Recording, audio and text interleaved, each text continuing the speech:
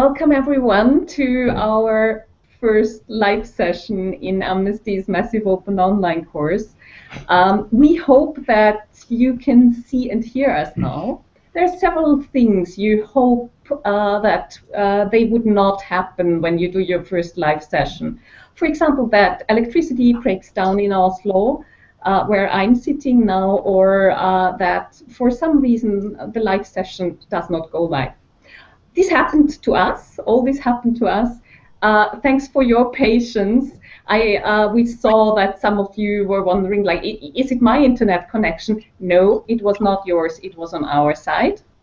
And thanks also for your patience for my guests here in this live session, Ensaf Haidar, Ina Tin, May Romanos, and my colleague Emily White. They all stayed on and kept calm, and now finally it works. There are several people in the background. You can't see them, but they are, especially when things like this happen, are really, really important. So I quickly introduce them. It's Robert Fallner. He's in the background, responsible for technical issues, and he helped us sorting this out. We have Sophie Saunders, another colleague, helping, and Camille Croft, who is helping with, she's moderating and helping with the questions you're posting. So many people involved in this live session. I very much hope from now on no technical problems anymore, and we can have, we will have aiming at having 40-45 minutes. We already checked with our guests. Most of them can stay on a bit longer, so that we have around 45 to 60 minutes together with you. The aim of our live session, well, our learning journey already started. You posted already a lot of questions. That's great to see, and very motivating and encouraging also for us here facilitating our massive open online course. We have already sent several of your questions to our guest speakers, so they will include in their talks already some of the answers. And you have the possibility, and we hope it works technically, to continue posting questions. And Camille Croft will help Emily White in London to pick some of the questions, and Emily will ask the questions then during this live session. So you can interact with us. Please continue interacting, and we will try also to answer some of the questions after the live session. So please do interact and ask your questions, and we will do our best to give you all the answers needed. I would like to first introduce Ensaf Haidar. So many of you have already heard about her, read about her. She has been campaigning for her husband, Raif Badawi. She will in a moment tell us a bit more about her background, her story, and then Ina Tin will take over. Ina Tin is hi Ina, thanks. Ina is policy advisor at Amnesty Norway. She's heading Amnesty Norway's work on Middle East and North Africa for many years, and she is responsible there also on the national level to conceptualize, to organize campaigns and activism. And she is campaigning with colleagues at Amnesty Norway for a long time now, for Raif Badawi, but also for other cases, for people like Walid, Raif's lawyer. And she will give you an insight how a national amnesty entity goes about campaigns. And we saw already, you asked questions, does this work? How does activism work? Does it make any sense? Can I make a difference? So Ina will give you answers and her opinion to that, and also give you some ideas how to go about activism and campaigning. One of our aims in the massive open online course, as we set it out is not only to give you background knowledge on freedom of expression, but also to bridge the gap between theory and practice, to show you how people at Amnesty do activism campaigning for human rights and to protect human rights. And after that, May Romanos will take over. She is a campaigner in the Middle East and North Africa program in Amnesty International. She's sitting right now in London, and she works on many, many different cases for many years, and she will give you an insight in the human rights situation in Saudi Arabia, what freedom of expression, association, and assembly means for people, for human rights defenders and brave people working to protect human rights in Saudi Arabia. And with this, I will keep my introduction a bit shorter than planned, as we don't have so much time. I would like to hand over to Ensaf Haidar, and May Romanos kindly agreed to interpret this session with Ensaf. Ensaf, thanks a lot for your time. Thanks a lot for joining us in Montreal right now, in Canada, where you are living with your children now after you had to flee from Saudi Arabia. Ensaf, the floor is yours. انساف صار فيك تبلشي، عرفت عنك بي. أولا صباح الخير للجميع. يعني بالنسبة لي صباح، بالنسبة لكم مساء الخير. أنا إنصاف حيدر، زوجة معتقل الرايف بدوي. قضية رايف بدوي بدأت من 2006 بأنه أنشأ موقع إلكتروني سماه الشبكة الليبرالية السعودية الحرة، كمان لأنه عبر عن رأيه بشكل سلمي.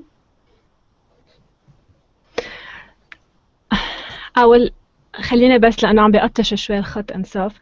So first of all, I'd like to say good morning. It's morning in Canada where I am now. Probably it's not where you are. My name is Ensaf Haidar and I'm the wife of Raif Badawi. I'd like to start by introducing you to the story of Raif Badawi. His story started back in 2006 when he set up this website and where he used it just to freely and peacefully express his opinion. موقع رايف كان يتكلم عن نشر حقوق الإنسان، ثقافة حرية الرأي، ثقافة حرية المعتقدات، حقوق المرأة. من 2008 بدأت القضية بشكل فعلي، بأنه تجمدت كل حسابات رايف البنكية، تجمدت كل معاملاته الحكومية، منع من السفر. The Raif's website mainly was about the aim is to spread the culture of human rights in general, to talk about freedom of expression, freedom of religion, freedom of association, women's rights. So it was just a very peaceful platform. And however, in 2008, this is when the problems started. It started first with some administrative stuff, with all his bank accounts being frozen, and then he was banned from traveling. من بعدها بدأت معاناتنا إحنا كعائلة رايف، ومعاناة رايف من هجوم من المتأسلمين. في 2011 صدرت فتوى تكفيرية لرايف، زاد من بعدها القلق والخوف على رايف وعلى أولادي، فاضطريت إني أطلع من السعودية. اتنقلت رحت إلى مصر في نهاية 2011. بعدها اضطريت إني أنقل كمان من مصر بسبب الأوضاع السياسية اللي كانت تمر فيها مصر. انتقلت وعشت في لبنان. عشت بمجرد ما إني طلعت أول أسبوع، ثاني أسبوع من بعدها بدأت المعاناة كمان. يعني المعاناة كانت بزيادة. اعتقل رايف، صدر أول حكم اللي هو حكم الردة، ومن بعدها اتنقض الحكم وصار بعدها الحكم 7 سنين و600 جلدة. ومن بعدها اتنقض الحكم، وبدل ما الحكم ينقص كان في زيادة اللي هو الحكم الأخير اللي هو 10 سنين و10 سنين منع من السفر و1,000,000 ريال غرامة و1000 جلدة. نفذت في 50 جلدة في شهر جوزيف 2014 2015. So basically, it's basically after that that the real tragedy started for us as a family, as the wife, as kids of Raif Badawi. We just, Raif started to receive threats by conservative people inside Saudi Arabia. In 2011, there was a fatwa considered him to be a takfiri that was also issued against him. And this is where the situation became really dangerous for us as his family, and we had to flee the country. I left the country with my 3 kids in 2011. First, I went to Egypt, but then because of the political situation there, I had to leave for Beirut in Lebanon. I stayed there. It was just merely a couple of weeks after I arrived that the real also kind of sadness and tragedy started, because Raif was detained, and then he was put on trial, and then he was sentenced. Came the first sentence, which was 7 years in prison and 600 lashes. However, this upon appeal, this sentence was overturned, and unfortunately, it was increased. So until we received his current sentence, which is 10 years in prison, 10 years travel ban, and 1 million Saudi riyal fine, and also 1,000 lashes. As you all know, in January he received his first set of lashes, 50 lashes in public. حرجع كمان بعد الحكم الأول اللي صدر ضد رايف، لقيت كثير من المعاناة أنا وأولادي في لبنان، فاضطريت إني أقدم على لجوء. المعاناة كانت طلب أبو رايف حضانة أولادي، أهلي طالبوا بالتفريق بيني وبين رايف، فاضطريت إني أقدم لجوء. قدمت لجوء، وكانت أول سفارة استقبلتني اللي سفارة كندا. غادرت كندا في 2013 شهر 10 و31/10، وأنا الآن مقيمة في كندا. Just a throwback that after the first sentence of Raif, I think also more pressure was added to us, and it came mainly from the families this time. Raif's father wanted to get the kids away from me. He just wanted to take care of them, and then my parents also added more pressure, asking me to divorce and leave Raif. And this is where I had to leave Lebanon. I applied for asylum, and the Canadian embassy was the first one to grant me this. And this is when it happened. I had to leave Lebanon on 31st October 2013. I left Lebanon to Canada, where I am now with my kids. هذه هي قصتي بشكل مختصر، ولكن أحب إني أشكر أمنستي لأنهم كان لهم دور جدا فعال في نشر قضية رايف، ومن كمان من منبر أمنستي حابة إني أشكر كل المنظمات، حابة إني أشكر كل الحكومات اللي تعاونوا معايا، أفراد من كل الدول تعاونوا معنا متبنين قضيتنا. أتمنى منهم إنهم يستمروا، إنهم ما ييأسوا. أتمنى إنه دعمهم كحكومات يزيد في حرية في إنتاج حرية، يزيد وتكون نتيجة الزيادة هذه إنه رايف يطول حريته قريبا. أتمنى إنه رايف يكون معنا قبل بداية السنة الجديدة. And also, I'd like to take this opportunity to thank Amnesty International, who has been campaigning a lot on Raif's case, who showed support and solidarity. And through this place also, I'd like to say thank you to all the organizations, all the government who have been standing by us in solidarity and help. I'd like to thank them, and I'd ask them, with your help, to keep the pressure on, to keep the supporting us, do not leave us. And I really hope that soon Raif will be released and will be reunited with us, and hopefully before the end of this year. Thanks a lot. Thank you for this, Ensaf. And this is the perfect moment to hand over to Ina Tin. So the question is, when you hear about cases like Raif Badawi, or cases like Walid Abu al-Khair, who was the lawyer of Raif Badawi, and other people, May Romanos will probably tell us about. The question is, what can we do? We are not in Saudi Arabia. If we would be there, it would be quite dangerous to get active. And sitting in Norway, the first thing actually when I moved 1 year ago to Norway for my new job at Amnesty International was that I got to know that the national section has a demonstration in front of the Saudi embassy nearly every week. And I was very impressed by the sustainable activism Amnesty Norway and other organizations were able to set up and motivate people and mobilize people. And Ina Tin will tell us now more. So how can you go about a global call for action? How can you get active for individual cases and make a difference? Ina, thanks a lot for joining, and I hand over to you.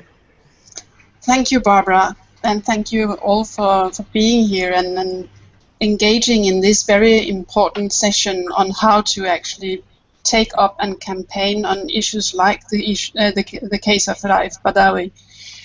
What I can say is that we receive from the headquarters of Amnesty in London a lot of urgent actions on people who are imprisoned because they speak their mind. So we are confronted with the difficult task of choosing a few urgent actions that we can mobilize our members and our supporters to campaign on. And almost 3 years ago, it was actually in January 2013, I received an urgent action saying website founder on trial for apostasy. I actually kept the copy here. And I found that urgent action as a very strong case and a very clear-cut violation of freedom of expression. And I decided to go to my colleagues and ask them to mobilize our mobile phone action network, because we have in Norway, which is a country of just 5 million inhabitants, we have a network of people who campaign by their mobile phones a few times a month. Amnesty sends out a case, and they can reply with their name, and then they are signatory to an appeal for this person. So we use that tool for the first. That was the first action we did, an urgent action for Raif Badawi. So that was also already almost 3 years ago. We received approximately 20,000 signatures that we sent to the King Abdullah in Saudi Arabia at that time. But then there is this important moment where you have to sit down and find out what kind of strategy do we need to set up in this case. How can we work on a long term on this case? Because there is a short-term goal, which is, of course, to Raif not being flogged. That this was before he was flogged, so we tried to stop the flogging taking place, but also Raif being released immediately and unconditionally. That was the first goals for our action. But then we also set up a more long-term goal, which is to get more attention in Norway and in many other countries around the world on the critical situation for freedom of expression in Saudi Arabia in general, and also to get more support for the call for the release of all prisoners of conscience in Saudi Arabia. So in order to obtain these very ambitious goals, we had to mobilize a lot of people, trying to get much more media attention and to change the attitude of the Norwegian government. Because in Norway, the Norwegian government has not been very active on criticizing Saudi Arabia for violations of human rights. Even if we have trade with Saudi Arabia and we are selling weapons to Saudi Arabia, and we are in alliance with Saudi Arabia in the anti-terror military alliance going on now. So there's many reasons why Saudi Arabia should be more on the agenda in Norway. So we decided that the most important target group for us is actually young people. Young people in Norway are online all the time. They're using social media just as Raif Badawi had been doing. So it was very easy for them to relate to Raif Badawi. So we decided, as I say, to mobilize. Sorry to interrupt, Ina. Sorry? Sorry to interrupt, Ina. I'm just checking with my colleagues because of the delayed start. We have to be a bit short. The May has to leave in about 20 minutes.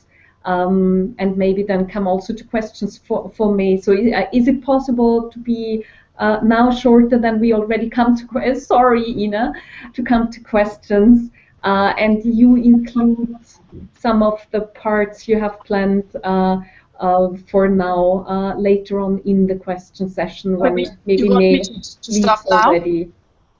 Yes, please. If okay. That's maybe 2-3 sentences. Sorry, I didn't mean to interrupt you in the middle of talking. But as I know that May has to leave, we want to give our participants in the MOOC the chance to also have questions for May before she leaves. And for Ensaf. Okay, then I can just finalize by saying that every single person in all countries in the world, they can actually do a difference. They can make a change. Young people in Norway were the most important campaigners for Raif for these 2-3 years have been, and they have managed to get media attention and also to put pressure on Norwegian authorities. So they now have stepped up the critique against the imprisonment and flogging of Raif, but also criticizing the Saudi Arabian authorities for human rights violation in general in that country. And I can tell you more later on if we have time of how we worked this out in Norway. Thanks a lot for your flexibility, Ina. May I suggest, as you are also interpreting for Ensaf, that maybe I hand over now to Emily White. She was screening together with Camille Croft the forum for your questions, and Emily will start with questions for Ensaf, and Ina kindly interprets, and then we can maybe have 1 or 2 questions also for you, May, before you have to leave. Yes, you're nodding. Thanks a lot. Emily White, your turn. I hand over to you. Thank you, Barbara. So we have many interactions on the discussion forum. Thank you so much for being so busy on there and so active on there. This makes the session really worthwhile for everybody. We have many questions for Ensaf, and obviously we only have time for a few. We're on the boards for the whole 3 weeks, so we will still be interacting with you. But we take some questions that we've been able to screen during the session now. So one question which comes from Val Chartier is, how is Raif now? Val Chartier says, the question for Ensaf Haidar, that I admire her strength and her courage. How is Raif now? انساف، هيدا السؤال لإليك من شخص أول شي بتقول أنها هي كتير هيك معجبة فيك وبشجاعتك وعبالها تعرف كيف رائف حاليا. بصراحة أنا صار لي فترة ما حكيت مع رايف، وأتمنى إنه يكون على الأقل صحته جيدة. أكيد وضعه مش تمام نفسيا وصحيا، وهذا شيء طبيعي تقريبا. إنسان بعيد عن أولاده صار له 4 سنين مسجون بدون أي ذنب، صار له 3 سنين وكم شهر. أكيد وضعه سيء جدا.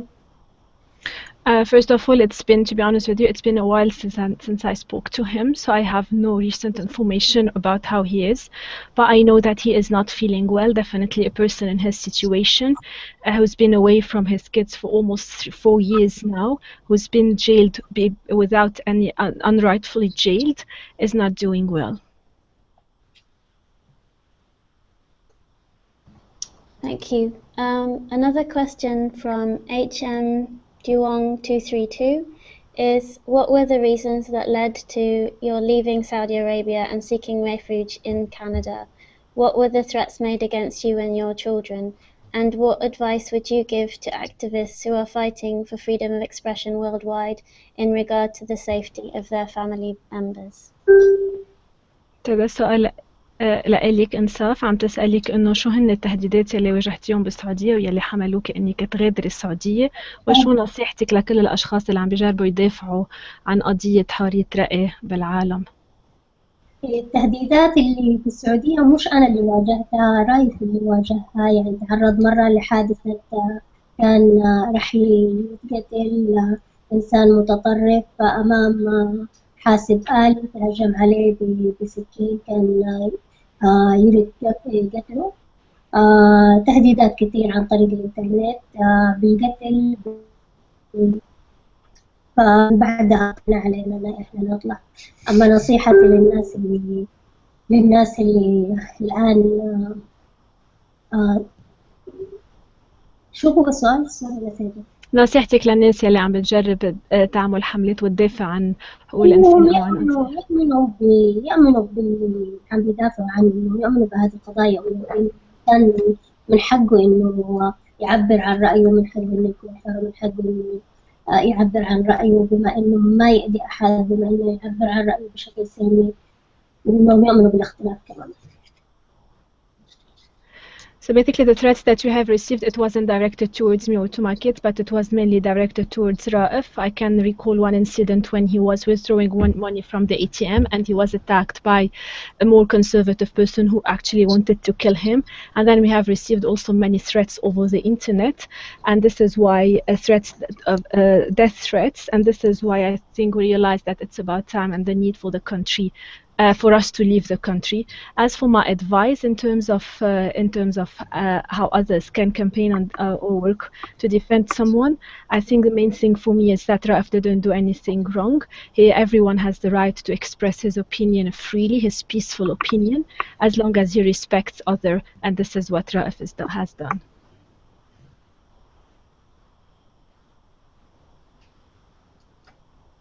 Do we have time for one more question for Ensaf?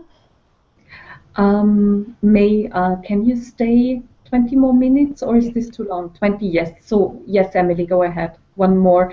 And I just checked, Ina kindly agreed to stay on longer, so we have time for questions for Ina when May and Ensaf have to leave. Thanks. Okay. In that case, I will just give 2 questions. Great. One is from Ann_star, and she says, do you feel you have the support from the people of Saudi Arabia in this plight, or is that something that they are not ready for? And another one from Gina001, saying that she has been working, or she or he has been working on the Raif Badawi case. Have there been any heed from the Saudi government about this, which could be for May or for Ensaf? Any what, Emily?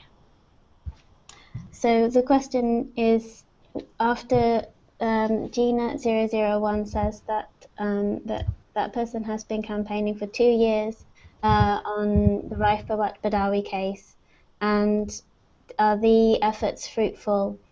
Does the Saudi government pay any heed to the activities we're doing in this regard? اوكي. انصاف عندك سؤالين. اول واحد رح اقول لك انه هل في ناس بقلب السعوديه بيساندوك وبيقفوا معك، او هل منهم مستعدين لهالشيء او منهم متحضرين لهالشيء؟ انا ما في اتصال بيني وبين ناس سعوديه، وفي ناس مقتنعين بقضيه رايف ومؤمنين فيها. اكيد انه في كل مكان في اختلاف، يعني ناس ضد وفي ناس لا، لكن إنه بشكل مباشر بيني وبين ناس في السعودية يدعمون لا. I'm not in touch personally with people inside Saudi Arabia, but as expected, there are some people who support, like all over the world, and there are people who does not support this. The case of Raif Badawi. السؤال الثاني لإليك. I'm going to ask the second question. أنساف صار لها الشخص اللي عم يسأل السؤال عم تقول صار لها سنتين هي بتشارك بالحملات وعم بتجرب تدافع عن قضيته لرائف بدوي. هل برأيك في تجاوب من قبل السلطات السعودية وهل عم بيفيد الضغط يلي عم بينعمل؟ أنا بصراحة أشكر كل الناس اللي معانا وكل الناس اللي مساندينا. للأسف إنه ما في أي تغيير في القضية، ولكن التغيير لنا إحنا كعائلة رايف شخصيا، إنه في ناس مساندينه وفي ناس مؤمنين بقضيته وفي ناس يطالبوا بإطلاق سراحه، وهذا أكيد يعطينا دعم معنوي، يعطينا الأمل، يعطينا القوة، يعطي رايف الأمل، يعطي القوة، يعطي القناعة إنه مش لحاله، إنه العالم كله معاه. Unfortunately, I just first of all, I'd like to thank all those who have been campaigning on Raif's case, standing in solidarity with him and trying to make sure that he is released. Unfortunately, the situation for him did not change inside Saudi Arabia, but I can see that this has been positively for us as his family, for me as his wife and his kids, because when we see all the support, when we see all this, the fact that people are standing with us, defending the case, this gives us a moral support, and I relay this to Raif, who's also hopeful inside his prison that he is not alone, that he is not forgotten. So this is kind of give us more strength to keep on until he is released.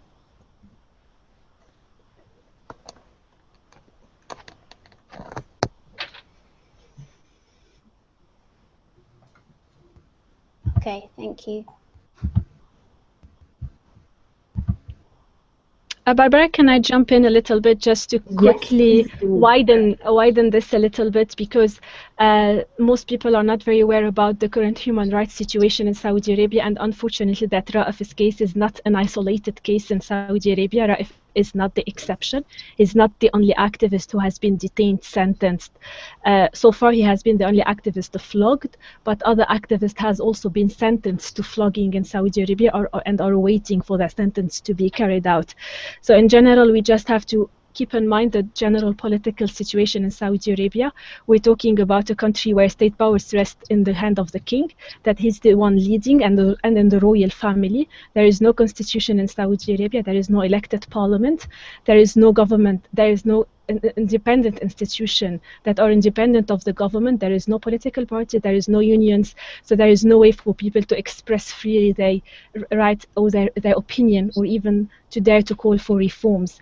I have to say that we have been seeing this type of crackdown starting since 2011 in Saudi Arabia, and it has since then deteriorated. It has reached out to all peaceful activists like Raif Badawi, human rights defenders like his lawyer Walid Abul Khair, and any random activist who just take online activism, tweet about some call some reforms, also being targeted. There is also no law on association in Saudi Arabia, so setting up an independent human rights organization to document the human rights violations, or even to report the human rights violations for organizations such as Amnesty International is considered banned in Saudi Arabia.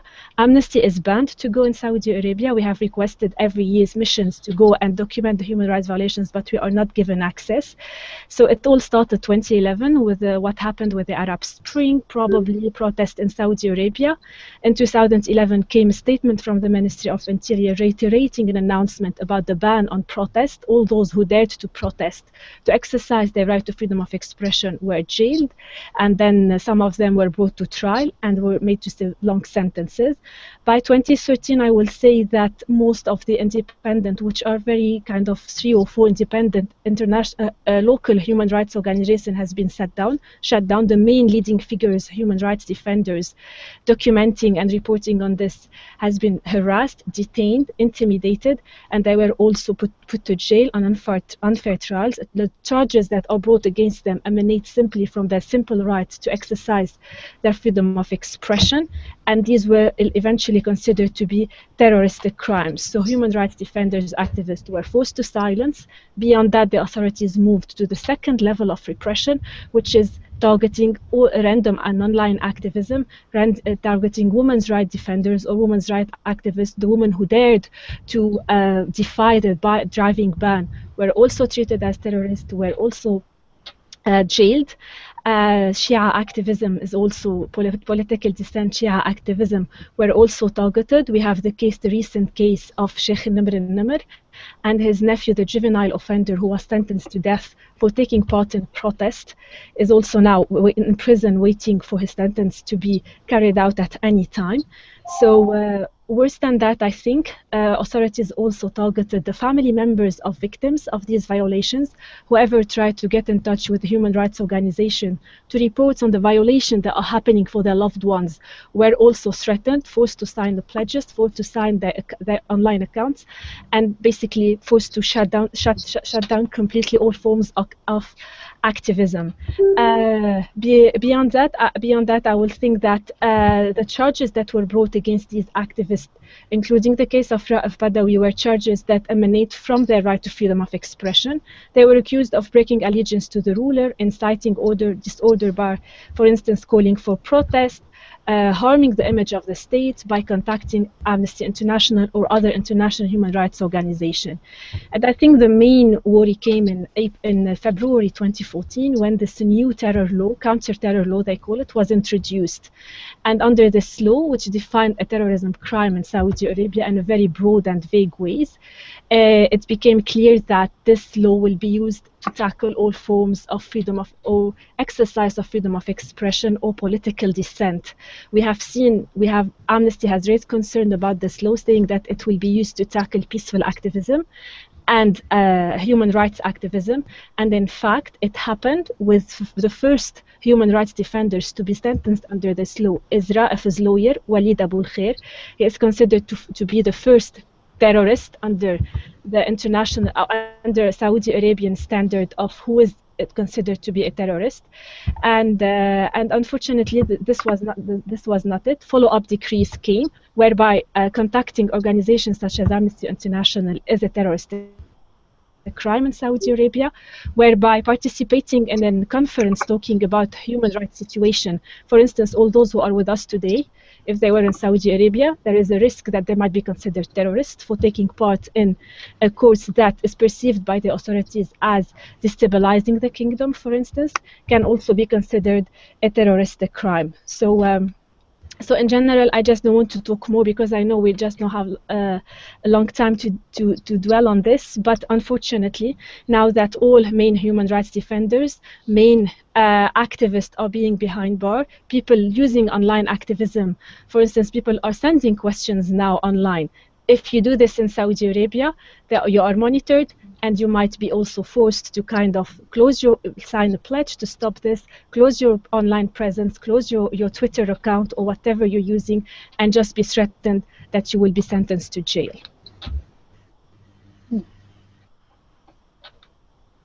Thanks a lot, May, for this, and thanks also for broadening our view on the situation. That's important for us. As we set out in our course, what is important for us, it's about listening, it's about hearing, understanding what actually happens to people who take action for human rights. And then the next step, as this is a learning journey, the next step is to analyze. The next step is what May actually, and thanks a lot for that, just did, is broadening the situation, analyzing the situation through a human rights lens and see what is going on. And so this is the next step, the analysis, and then action follows. So never ever the other way around. It's not about just getting active. It's always about understanding what is really going on. Emily, do you have more questions for May that also help our participants in the MOOC to actually do that, to analyze the situation and get a broader view on what Freedom of Expression Association Assembly means in Saudi Arabia and for activists in Saudi Arabia. You can see that you're still muted. That might mean you're screening Yes. the forum. You're back? Oh, here. Okay, great.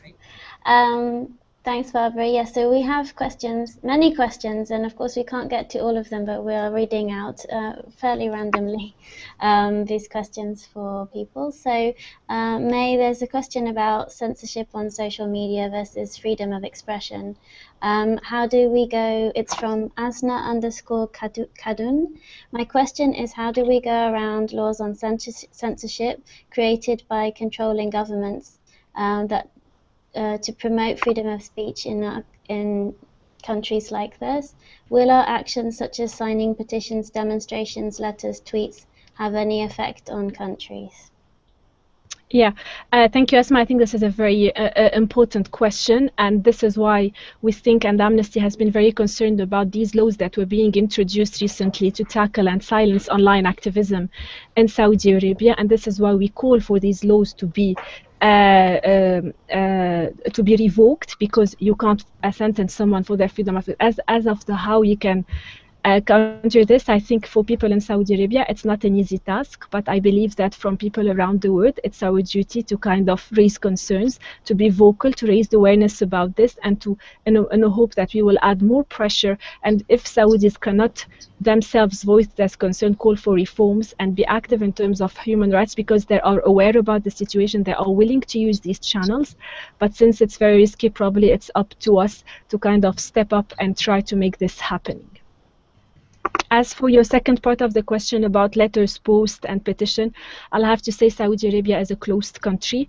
It's not an easy country to campaign on, but the alternative is, if we don't do this, is for us to keep silent, and then Saudi Arabia will keep going. Already, governments allies to Saudi Arabia are turning a blind eye towards the violations that are happening inside this kingdom, and it's our duty as Amnesty, our duty as activists in general, to raise our concerns, to be vocal, to use whatever channels and means we have, signing petition, adding pressure, being vocal, pressuring our own governments, are all means effective ways that we have to use, that we can use to try to bring a change and add pressure on the Saudis to improve their human rights record.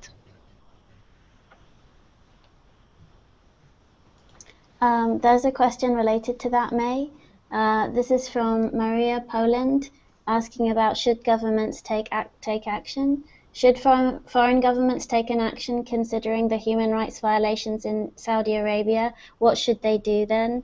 The US has a long history of relations with Saudi Arabia. Isn't it hypocritical to first get involved in wars in other Middle Eastern countries to bring democracy and freedom, but they seem to keep their head turned the other way when speaking of Saudi Arabia? Thanks for ideas and points. Yeah, I think the question is very relevant, and it's also something that we've been trying to talk more and more about, the double standards used by Western government when it comes to the human rights situation in Saudi Arabia. In fact, that what is considered to be a human rights violations for a certain country is not considered to be in Saudi Arabia. And yes, it's hypocrisy here. Yes, we need to fight this, and this is why in the campaigning and raising the profile and adding more pressure, it's up to people to pressure their governments to, and then in turn we live in democracy countries here, then they have to report, they have to listen to their people, and if they get the pressure from the bottom down, then we can at least add this pressure on the governments. As for the US, we definitely think that they play an important role, as well as other allies of Saudi Arabia, in terms of having to kind of stop these double standards and try to listen to their people and at least be more vocal in condemning the violations that are happening. We're not saying things will change straight away, but at least we have to start campaigning and raising our concerns and adding more pressure, so they in turn will add more pressure on Saudi Arabia.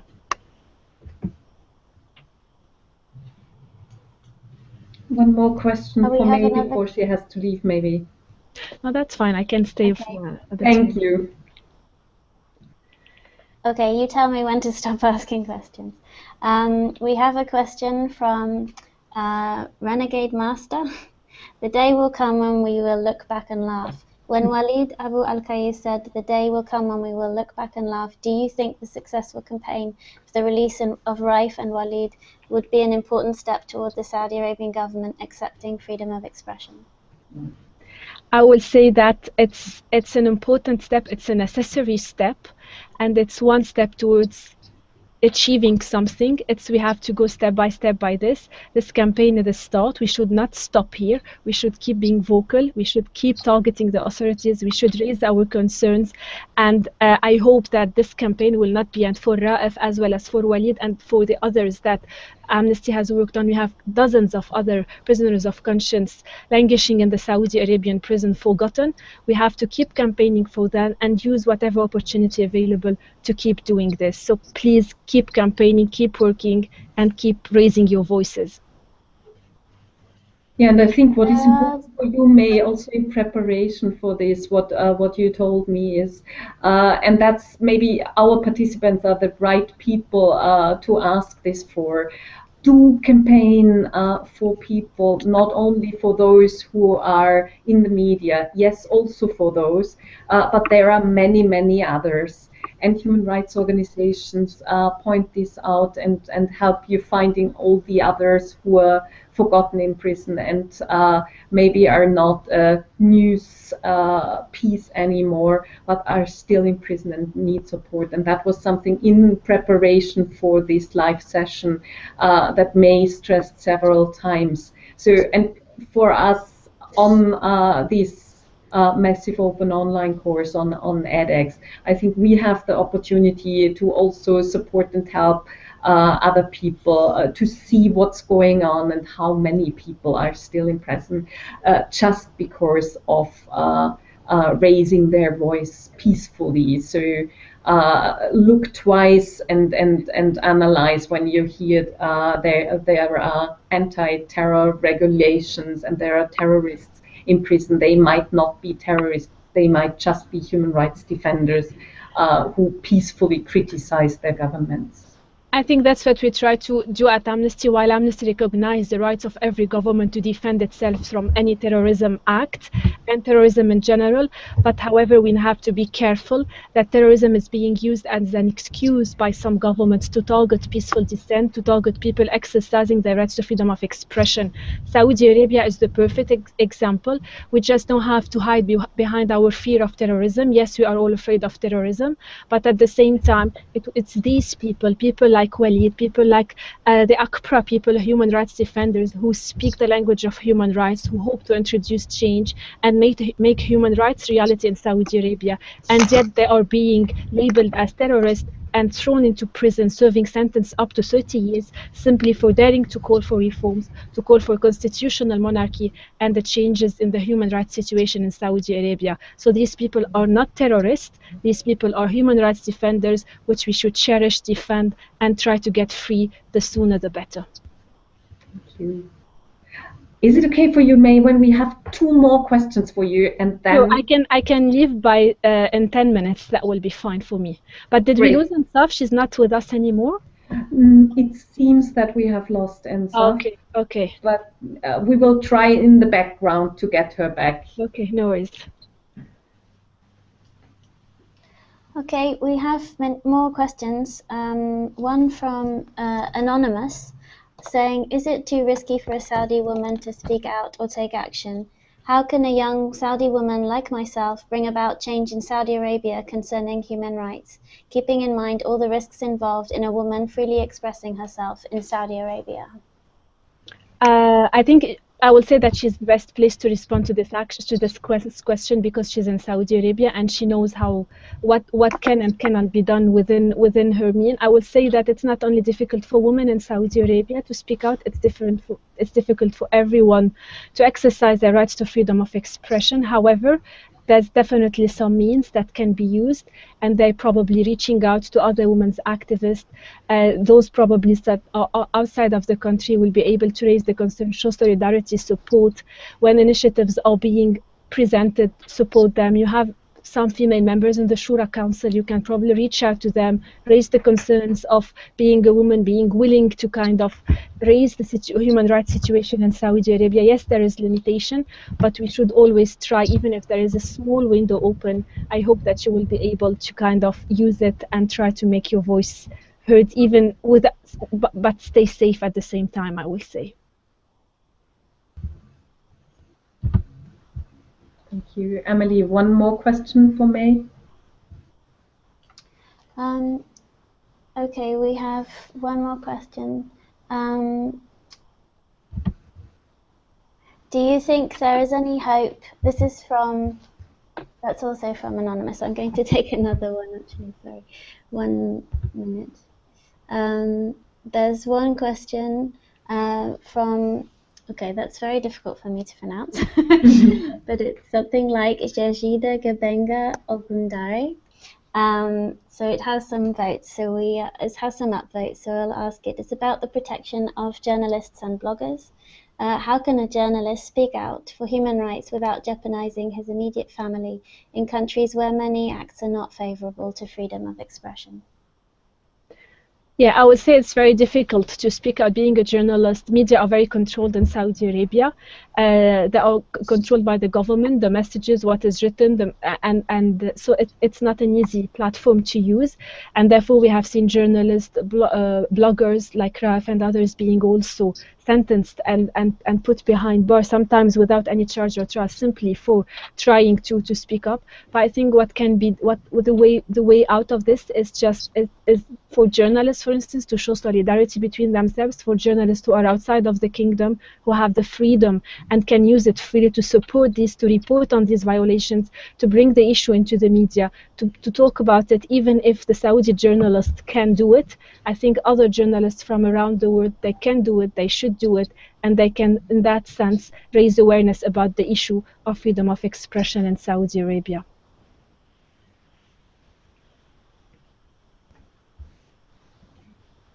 Thanks a lot. So sorry, Emily and I are both now trying to also communicate with our colleagues and check the forum. I think this is the moment. We might, because we tried to get Ensaf back, we might have a chance to get Ensaf back. Yeah. So wait for one more. No, it did not work. Okay, I think we leave it there. Okay. We tried several times. It seems not to work. May, thanks a lot for your time. She's back. Yeah. Look at that. Ensaf, hi. That's great. ضيعناك يا Ensaf. Wonderful. So, May, can we use this opportunity for now really the last question for Ensaf? Emily, are you ready for that? You have time for 2 questions even, I will give you. Come on. Wow. Let's do it. Thank you, May. Hey, Emily's working on this. I can see that. Do we have the first one? Yes, so one of them is about Twitter, actually. Is it helpful to those who follow on Twitter, those who have had their freedom of expression, those who have used their freedom of expression and have been imprisoned? Would it be damaging to them in prison if the relevant authorities see supportive messages, and does it in fact make life harder for them? And then there's a question about the book 1000 Lashes, saying, are there plans for another book in the near future, and has the book had any effect on Raif's situation and human rights in Saudi Arabia? أنصف سؤالين. أول واحد عم بيسألوا إذا كانوا التويتر مسجز يلي مثلا بينبعتوا إن سبورت ليشجعوا رائف ويقفوا بجانبه بيضروا رائف بالسجن أو بيضروا السجناء يلي عم بيوصلهم هالرسائل برأيك؟ رسائل تويتر؟ إيه، يعني وقت الناس بتبعت مثلا أنا بتضامن مع رائف بدوي، أنا بدافع عن رائف بدوي على تويتر، بتحسي هالشي معقول يضر؟ أنا بحس إنه تويتر والفيسبوك هذه بالعكس إنها ساهمت في نشر قضية رايف. بالعكس هذه كمان بالنسبة لي أنا لما بشوف رسائل الدعم هذه أكيد تعطيني تحفزني معنويا، تعطيني الأمل على إنه العالم كله معانا مثل ما قلت. بالعكس ما أظن إنه فيها أي ضرر. So basically, Ensaf is saying, on the contrary, the tweets and the message of solidarity are on the contrary kind of helping to promote and raise awareness around the case of Raif Badawi and other prisoners. And also it's of great effect for us as a family, for me as his wife, to see that people are standing in solidarity, that care about him. So it gives me hope that I'm not alone in this place. And I would like to add to this just to just widen this also. I will have to say that Twitter is a very popular tool in Saudi Arabia, a social media tool that is being very much used by young Saudis. And it was told, like the message that we got from our contacts, that it's very important for them, even if these activists are in prison, but authorities, they monitor Twitter, they know what is happening. And when they know that there is attention on this case, they will realize that this is not just a random prisoner. This is not just a terrorist like they like to brand him. On the contrary, this is a respected activist, supported worldwide. This is a human rights defender, and hence people care about him. People raise questions, raise concerns, and support him and stand in solidarity. So it's very important to kind of stand in solidarity with these people by a simple tweet sometime. The family will have a positive impact, that their loved one are not forgotten, that the world does not care about them, but that we are here and we will keep campaigning and we'll keep standing in solidarity with them until they are released. I will go to the second question about the book now. انساف عبالهم يعرفوا انه اذا في مشروع لكتاب تاني، شافوا الكتاب تبع ال1000 جلدة اللي صدر عن رائف، هل في مشروع كتاب تاني، وهل كان له تأثير سلبي هالكتاب على رائف داخل السعودية؟ الكتاب كان كله كتابات رايف مجمعة في كتاب واحد، ترجمت إلى 5 لغات: إنجليزي، فرنسي، أسباني، ألماني، إيطالي. بالعكس، هذا الكتاب كان كل كتابات رايف تنشر في صحف محلية في السعودية، إحنا مجرد إننا جمعناها. وكمان في كتاب تاني يعني يحكي عن قصتي أنا ورايف إلى الآن، صدر باللغة الألمانية، وإن شاء الله بداية السنة الجاية 2016 راح يكون بالإنجليزي والفرنسي كمان. Yeah, so the book 1000 Lashes is actually we compiled all the writings of Raif that were initially published in Saudi Arabian newspapers. There was nothing new in them, in a sense that they come damaged because it's things that he has written and published previously in Saudi Arabia. And what we did is just that we just put it together in this book, and it was translated into 5 languages so far, and so people are aware about what he actually said. There is also another book that talk about my story with Raif. Unfortunately, now it's only in German, but hopefully by early 2016 it will be translated into other languages, and it's about Ensaf and Raif's story. حابة كمان أضيف إنه الكتاب يعني الغرض منه كتاب رايف إنه يكون العالم كله، أنا عارفة إنهم متضامنين مع رايف، ولكن في تساؤلات من جواهم إيش اللي قالوا رايف، إيش اللي كتبوا رايف. فكان الغرض من تجميع الكتاب إنهم الناس يتعرفوا على كتابات رايف ويحكموا عليها هم. أما بالنسبة لكتابي فعرفوا رايف الكاتب، فكنت حابة كمان إنهم يعرفوا رايف الإنسان ورايف الأب.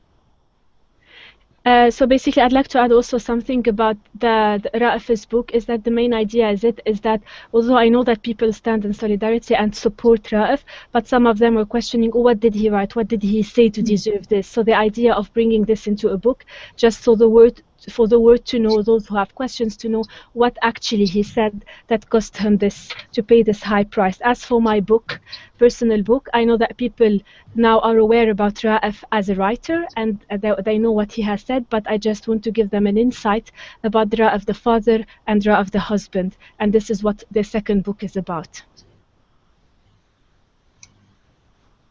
Okay. Thanks a lot for this. Ensaf, thanks for your time. Thanks for joining.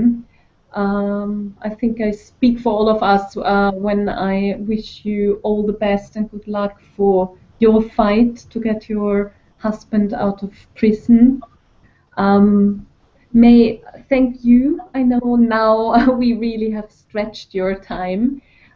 Thank you also for joining and for interpreting the session with Ensaf, and also for widening the topic. And I know that for you, your job at Amnesty International, campaigner for Middle East and North Africa. That's not just a job, that's and I think everybody saw this now, that's also a passion.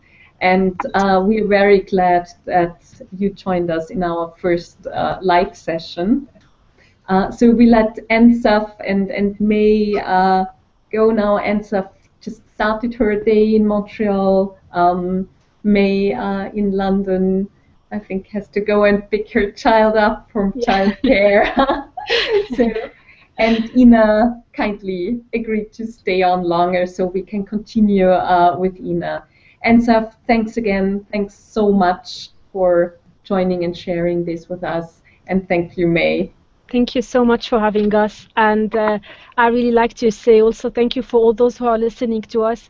Please, I know Ina will kind of lobby you more for campaigning, but please, we need you here, people, activists, human rights defenders in Saudi Arabia, in the Middle East in general, and all over the world. We just need you. We just need activists, youngest kind of enthusiasm to keep the fight until reality, really, human rights become a reality in Saudi Arabia. Thank you. Thank you. Shukran. شكرا مع السلامة. Bye. Bye. Bye. Okay, Ina, thank you for your patience and sorry again for interrupting you before. So now we have the opportunity, we know from the discussions already going on in the forum that people are really interested in activism. How does this work? Does this make any sense? What can I do to get active? And also questions around taking risk. And I know this also from my own work that many activists or people who sign a petition online or offline, they are not sure, can something happen to me when I do that? What kind of risk do I take? How can I assess my own the risk I take? And I mean, I think the biggest question we always get as people working in human rights is really the question, does this make any sense? Does it make any sense when I sit in London, in Norway, in other countries to work on cases in Saudi Arabia and Raif still being in prison? So why are we doing this? So maybe you can talk a bit more about this, and also like how do you involve different stakeholders? It's not just activism, it's also advocacy work, and a lot of things going on also behind the scenes, what not so many people see what you are doing also. So give us a bit of an insight how this looks like for an Amnesty entity and also for other NGOs in Norway working on Saudi Arabia and other countries. Okay, a lot of questions. Loads of questions, and Emily will have many more questions afterwards. Well, yes. Okay. Let me just briefly, the question that you raise about risk, I guess it's very different from country to country. So people will have to assess the risk they take being active on human rights issues where they are, and speak with other activists and try to dig into what happens when you are active in your own country. In many Western countries and also in many other countries around the world, there's no risk whatsoever in being active on human rights issues and other issues. I mean, freedom of expression is respected in many countries in the world, and we who are so lucky to live in such a country, we really have a responsibility to use that freedom of expression to fight for others' freedom of expression where they are at risk. So that's the reason why so many members and supporters of Amnesty International in many countries around the world do spend their time and energy on fighting for the release of prisoners of conscience. And that's also my motivation for working in Amnesty, and particularly for working in the very difficult Middle Eastern countries where, unfortunately, since the Arab Spring, so many people have been imprisoned for speaking their mind. So there's a great need for us who doesn't risk anything to speak up on these cases. And what I can say is that what we have been doing in Norway, and that what we are doing in many countries where Amnesty is working, is that we work on different levels at the same time. We try to mobilize a huge amount of people on a simple message, like the message of Raif Badawi not being flogged and Raif Badawi being released immediately and unconditionally. And we have managed to do that through mobilizing young people, particularly since they are related to the work that Raif Badawi was doing. He was debating, he was discussing, and he was blogging online, and that's what a lot of Norwegian youth are also doing. So that's on one level, and on the other level, and that's more maybe what a few of us in the Amnesty section in Norway is doing, is that we are lobbying the Norwegian government and the Norwegian parliament, and we are also trying to reach out to companies actually being active in Saudi Arabia. The Norwegian government, they have a very ambitious human rights foreign policy, where human rights is a pillar in our foreign policy in principle, but what we see is that in practice Saudi Arabia is rarely being criticized. So there's a big room for lobbying in my country, and I guess that goes with almost all other countries. And we can just speculate the reason for Saudi Arabia not being criticized very vocally around the world. But yeah, absolutely, we have a responsibility to try to speak with our own government about these issues. And when we are able to go to a meeting in the foreign ministry with 40,000 signatures and letters from young people saying that we need to support the struggle of Raif Badawi and other prisoners of conscience being able to speak their mind freely, it really means a lot. And I have many sources inside the ministries telling me the importance of having this amount of young people being active in Norway to put pressure. Then they really have to take up the case of these prisoners of conscience. So we have managed to move the Norwegian government quite far from not being vocal to now having had very strong statements asking for the release of Raif Badawi, also having the Norwegian embassy in Riyadh asking for the permission to visit Raif Badawi in prison. That was our idea that we asked the Norwegian government to do, and they have actually done it. They have also raised the case of Raif Badawi and other prisoners of conscience in multilateral fora as the Human Rights Council, the UN Human Rights Council. So I think there's a lot to be done on different levels at the same time. Yes. Thanks, Ina. I can see, and I read actually, that Emily has a lot of other questions, so we probably could stay on 2 or 3 more hours. No, I know. There is not time for so many questions, but Emily, could you take over and maybe ask 3, 4 questions that came up in the forum? Absolutely. So the usernames are getting more and more tongue-twisting.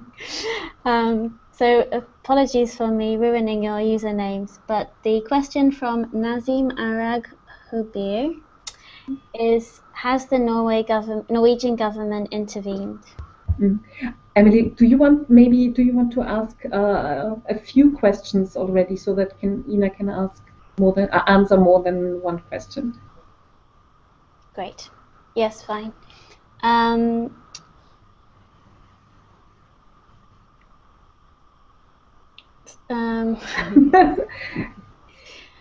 Have alliances with other countries and groups dealing with freedom of expression been considered? Is there a way to move the dialogue away from every other country allows it except us, when referring to a statement from Walid about freedom of expression being available everywhere except Saudi Arabia, and is there can we go more towards a systemic international, facing this as a systemic international problem, and find a way to collaborate on a global scale? And I'm not sure if I got your question. To collaborate on a global scale on what? On freedom of expression. Okay, in general. Yes, in general. So it was a message about in Walid's video saying that there's freedom of expression everywhere except Saudi Arabia, but actually it's in many other countries as well. And so rather that we take dialogue away from being every country except us towards this is a systemic international problem, and find ways to collaborate. Again, there was another one about how can I help all the way over here from Megs Akimbo Davies. What difference can one girl in England really truly make? How do I convince people it's important when their cognitive bias tells them that it's something happening all the way over there in the desert and does not affect them? Thanks, Emily. Ina, over to you. Okay. The first question about if the Norwegian government has intervened. As I just mentioned, yes, the Norwegian government has, I don't know if we could call it intervened, but they have acted on the case of Raif Badawi, the case of Walid Abul Khair, and other cases as well, in the different forums that Norway is active. And they have also summoned the Saudi embassy in Oslo to the Norwegian Ministry of Foreign Affairs when Raif was flogged.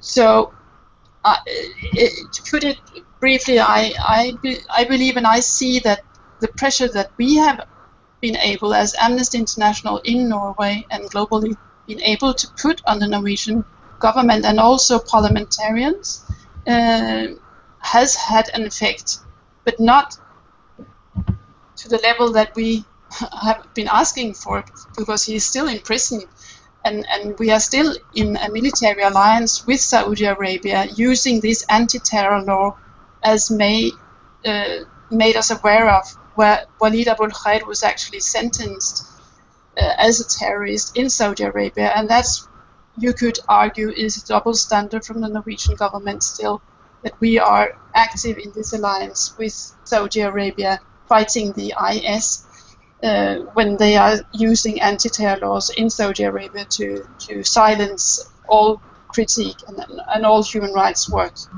So we still have to ask the Norwegian government to step up. And coming to the next question, yes, alliances is very, very important. So we are always trying to argue when we have lobbying meetings with our government to come together with other embassies or other governments around, like-minded governments, to make joint statements on issues like the issue of Raif Badawi. It makes it much more stronger. But having a global alliance on freedom of expression issues is a question that has to be raised and kind of developed in the framework, I guess, of the UN. That's the forum that all nations have to discuss joint issues on human rights. So the Human Rights Council is still an important arena for these kind of questions. But of course, I mean, to collaborate is the way forward in all these human rights issues. The last question was if it has any effect. Was that right, Emily? Yes, I think that's the question. If it makes any difference when you get active from, yeah. I think England it was.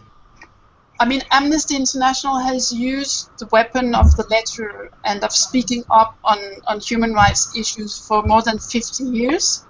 And we have seen a lot of prisoners of conscience being released. In the case of Raif Badawi, we started and we stepped up the protests in many countries, not just in Norway, but in Norway we have been standing, as Barbara mentioned, in front of the Saudi embassy in Oslo every Friday since January. And we know that Raif has not been flogged after he received the first 50 lashes. There is still 950 lashes to go, but it hasn't been put into effect. We will never know if that was because of the pressure the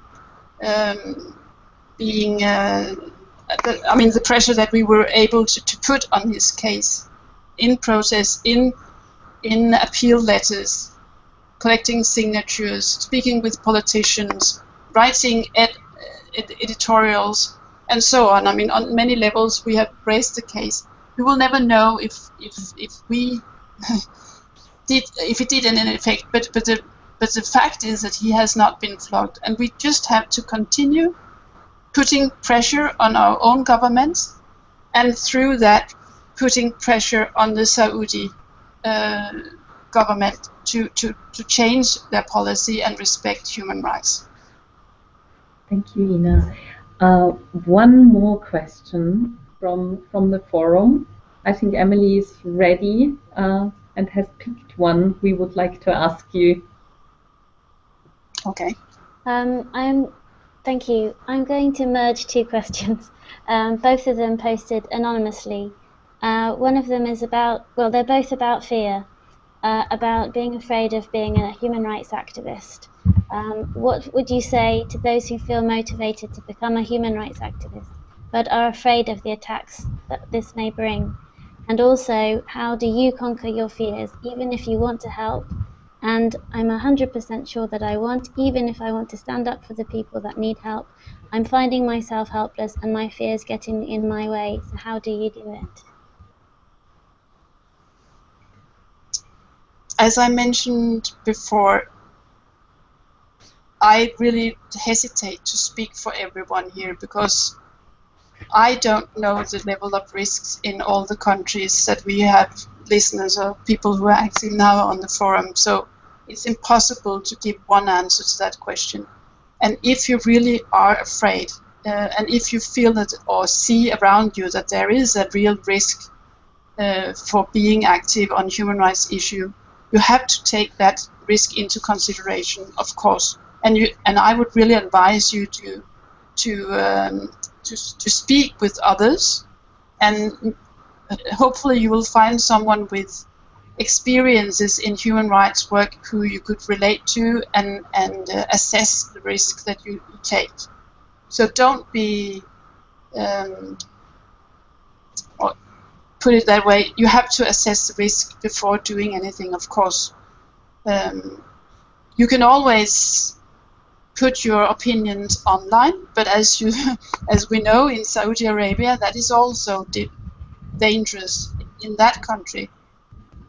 So what I can say is that I speak for all the countries where there is no risk involved, so we shouldn't fear anything. I mean, what I can fear, the only threat against me is that I will not be able to get access to Saudi Arabia because I have been so vocal in the case of Raif Badawi and other prisoners of conscience. And I believe that we, in these countries where freedom of expression is respected, we really have a responsibility to use that freedom to speak up for others. So don't be afraid for doing that. In most Western countries, there's no risk involved whatsoever.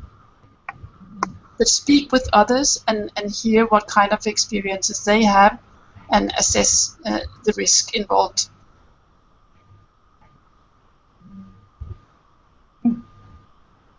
Thanks a lot, Ina.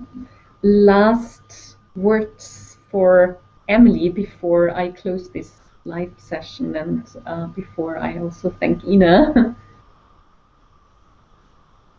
Thank you, Barbara. Despite the technical difficulties that were inevitable, I suppose, we managed to have this session, and that's fantastic. And there have been many posts on the discussion forum.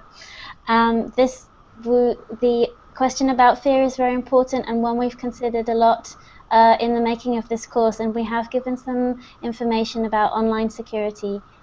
So please do have a look at that on the tab that talks about the discussion forum, which we've created for you.